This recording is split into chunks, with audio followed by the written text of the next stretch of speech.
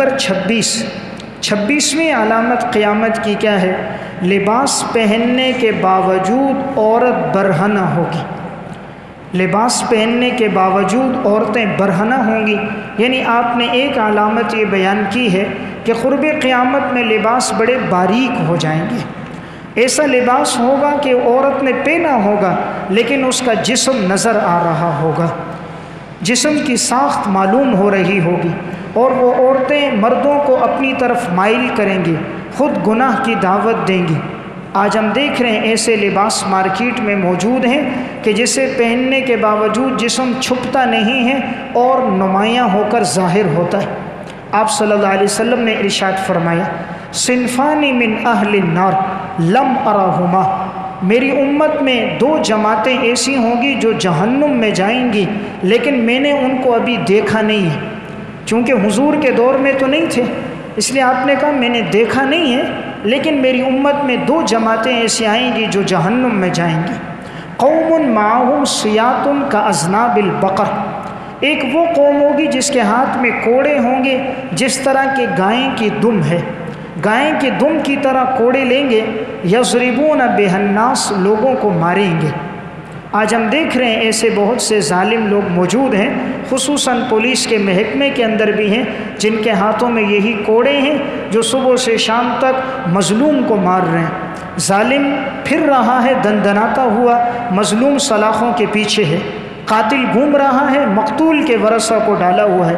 معلوم ہے چور اور ڈکیت کون ہے، وہ ان کی نگرانی میں چوری کر رہے ہیں، مظلوموں پہ کوڑوں کے ذریعے ظلم ہو رہا ہے۔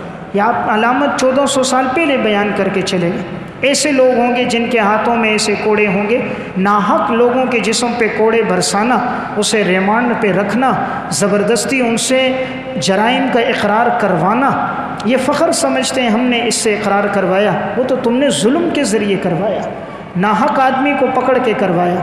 انسان بھی نادان ہے، وہ سمجھتا ہے میرے اوپر کوئی ہاتھ ڈالنے والا نہیں، خالق کائنات ہاتھ ڈالے گا۔ زمین اور آسمان کا بادشاہ دیکھ رہا ہے، پھر وہ اللہ انسان کی گرفت کرتا ہے۔ تو آپ نے کہا ایک جماعت وہ ہوگی جن کے ہاتھ میں یہ کوڑے ہوں گے، لوگوں کو ماریں گے۔ نمبر 2، وَنِسَاءٌ کاسیاتٌ عاریاتٌ، ایسی عورتیں ہوں گی جنہوں نے نیم برہنہ لباس پہنا ہوگا۔ نیم برہنہ لباس، اس کا مطلب ہے لباس ہوگا لیکن جسم نظم آ رہا ہوگا۔ آپ نے فرمایا ممیلات مائلات، وہ دوسروں کو اپنی طرف مائل کریں گی اور خود دوسروں کی طرف مائل ہوں گی، لوگوں کو اپنی طرف زنا کی دعوت دیں گی، خود لوگوں کی طرف بھی مائل ہو کر جائیں گی۔ آپ نے فرمایا رؤوسہن کاسنم البخت المائلہ، ان کے جو سر ہوں گے بختی اونٹ جو ہے اس کی مانند ہوں گے۔ بختی اونٹ کا جو کوہان ہے اس طرح ان کے سر کے بال ہوں گے، انہوں نے بالوں کو اوپر جمع کیا ہوگا، سر کے بال کو اونٹوں کی طرح جمع کر کے مائلہ، ایک طرف مائل ہوں گے، جھکے ہوئے ہوں گے، جس طرح بختی اونٹ کا کوہان ہوتا ہے اس طرح آپ نے کہا ان کے بال ہوں گے۔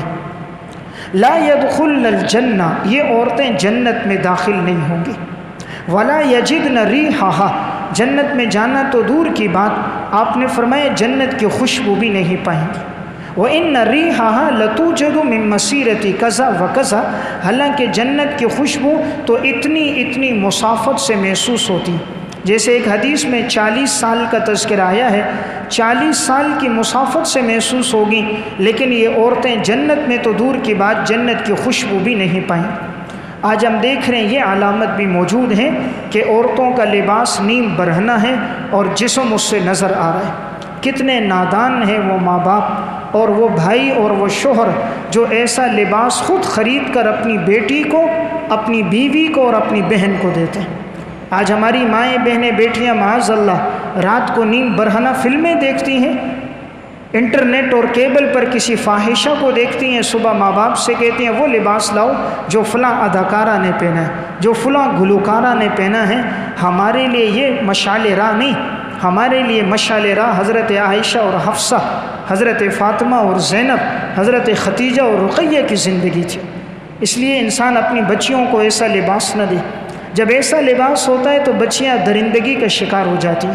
آج جو 8 سال کی بچی اغوا ہو رہی ہے، 10 سال کی بچیاں اغوا ہوتی ہیں معاذ اللہ، پھر ان کے ساتھ شہوت پورا کرنے کے بعد کوئی بدبخت انہیں قتل کر دیتا ہے، یہ تب ہوتا ہے جب لباس نیم برہنہ ہوتا ہے۔ جن گھروں میں لباس پورا ہوتا ہے، جہاں بے پردگی نہیں ہوتی، وہاں ان کی بچیاں، مائیں، بہنیں، بیٹیاں عزت کے ساتھ اپنی زندگی گزار رہی ہوتی ہیں۔ اس لیے انسان نیم برہنہ لباس نہ لے کر دے۔ حکم یہ تھا کہ مرد اپنے ٹخنوں کو ظاہر رکھیں، عورتیں اپنے ٹخنوں کو چھپائیں۔ زمانہ کیسا پلٹا، عورتوں کے جو شلوار ہے وہ اوپر ہو گئی، مردوں کی شلوار نیچے ہو گئی۔ شریعت نے حکم دیا تھا لباس کھلا ڈلا ہو۔ لباس کا مقصد کیا ہے؟ یا بنی آدم قد انزلنا علیکم لباسا یواری سوآتکم وریشا، ہم نے لباس اس لیے اتارا تاکہ وہ تمہاری شرمگاہ کو چھپائے، نہ کہ ظاہر کرے۔ یہ لباس تو اور ظاہر کر رہا ہے۔ اس لیے بعض ساتھی جینس کی پینٹ پہنتے ہیں اور اس میں نماز پڑھتے ہیں، گھومتے پھرتے ہیں، اس سے بچیں۔